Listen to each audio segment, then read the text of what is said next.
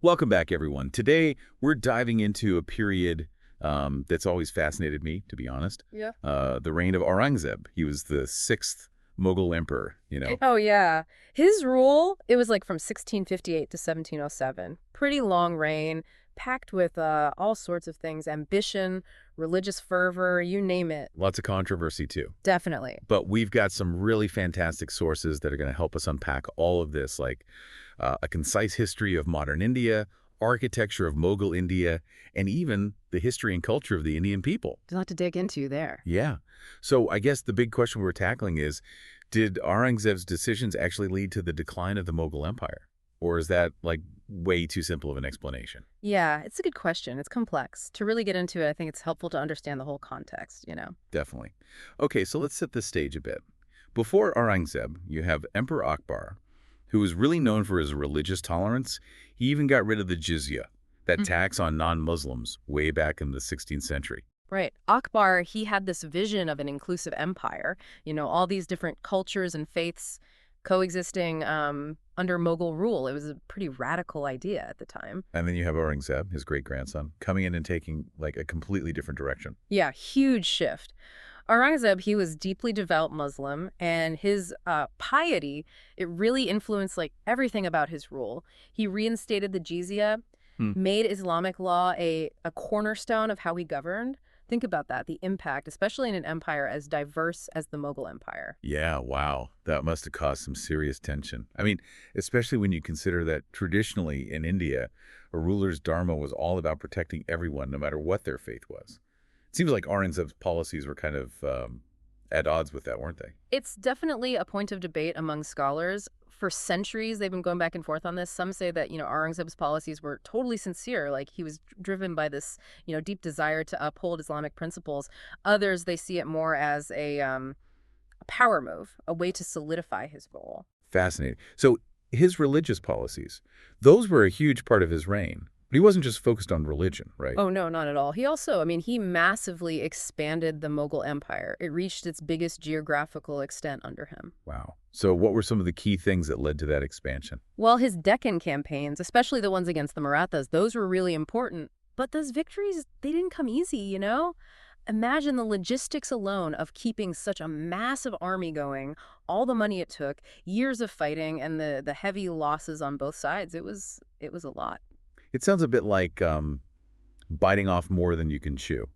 Or I guess in this case, conquering more than you can actually govern effectively. Exactly. And that's where things get even more complicated. Those administrative challenges were huge. Trying to manage this sprawling empire, so diverse, from the capital, and with a system largely based on, personal loyalty and favors, how do you make sure your authority actually reaches all those distant parts of the empire? And how do you stop things like corruption, keep everything stable when those far-off provinces are feeling more and more disconnected from the center? Yeah, that's a huge challenge. I mean, especially back then without like the communication technology we have now, no Zoom calls to keep everyone in line. Right, no So emails. did all that strain on the administration, did that contribute to the decline of the empire? I mean, is that part of the story? It's definitely part of it, yeah. As the Mughals' control started to weaken, regional powers, groups like the Marathas, who were already, kind of pushing for more independence, they saw their chance. The empire, it was like a rubber band stretched way too tight. And Aurangzeb's policies, they were ambitious, but they might have unintentionally sped up the breaking point. So it's not so simple to say Aurangzeb caused the Mughal decline. Hmm. There were like these underlying issues already there. And his actions, they were significant, but they were just one part of a much bigger historical picture. You got it. And, history, it's rarely black and white. It's more like a tapestry.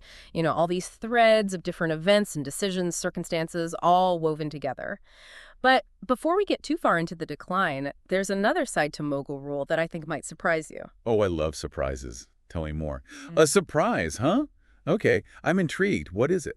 Well, our sources, they talk about these really interesting structures called sarais. Sarais. I'm not familiar with those. What are they exactly? Basically, they were like roadside inns. Yeah. But we're not talking like your average motel here. These were grand, often really elaborate complexes, commissioned by Mughal emperors and nobles. Imagine like courtyards and fountains, really intricate architecture, a place where travelers could rest, recover from their journeys. Okay, that sounds pretty impressive. Yeah. But why were they so important? Was it just like a way for the Mughals to show off their wealth and power? Well, they were definitely a statement, of imperial power, but there was a lot more to it than that. You see, they were strategically placed along these major trade routes. They served as like these vital hubs for commerce and communication. Ah, so they were kind of like the truck stops of the Mughal Empire. You could say that, yeah, but with a lot more grandeur and architectural finesse. Imagine, you're a trader, right? You've been traveling for weeks, maybe even months with your caravan. These sarais would have been a welcome sight, a place to rest, restock supplies, connect with other merchants. Really important. So they were key to keeping trade flowing, making sure goods and people could move easily across the empire. Exactly. And under Aurangzeb, remember, his reign was when the empire reached its greatest extent. So these sarais became even more crucial. To control such a massive territory, you need efficient infrastructure, and the sarai network, it played a big role in that. It's amazing how something like seemingly simple as a roadside inn can tell us so much about, the complexities of empire building. So did Aurangzeb, did he keep building these grand sarais? Or did his, focus on austerity and his religious policies, did those change things? That's where it gets interesting. Aurangzeb, he did commission some sarais, but his approach, it was a bit different from his predecessors. Different how? There seems to have been a shift in like architectural patronage during his reign. Remember how we talked about nobles using these big projects to, showcase their wealth and influence? Well, under Aurangzeb, there's this subtle change. He wasn't as into those grand displays of like imperial power through architecture.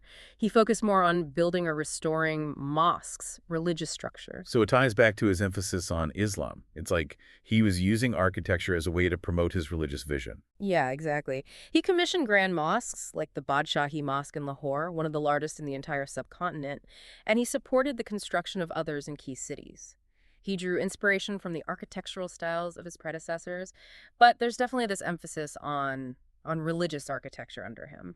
So while Aurangzeb was focused on building mosques, were his nobles still commissioning those lavish sarais? Yeah, they did continue to build sarais, but their styles started to show more regional influence. Interesting. So as the Mughal grip loosened, you start to see these local aesthetics kind of reemerging, almost like the empire's diverse cultural tapestry. It's becoming more visible. Yeah, that's a fascinating possibility, I think. See, during Shah Jahan's reign, the imperial style, it was dominant. It created a kind of uniformity across the empire.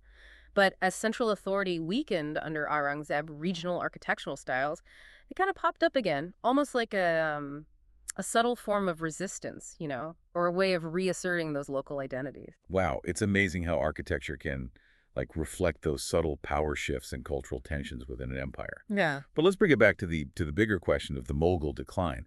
We've talked about Aurangzeb's religious policies, his military campaigns, and now this shift in architectural patronage. Mm. How does all of this fit into the debate about the empire's decline?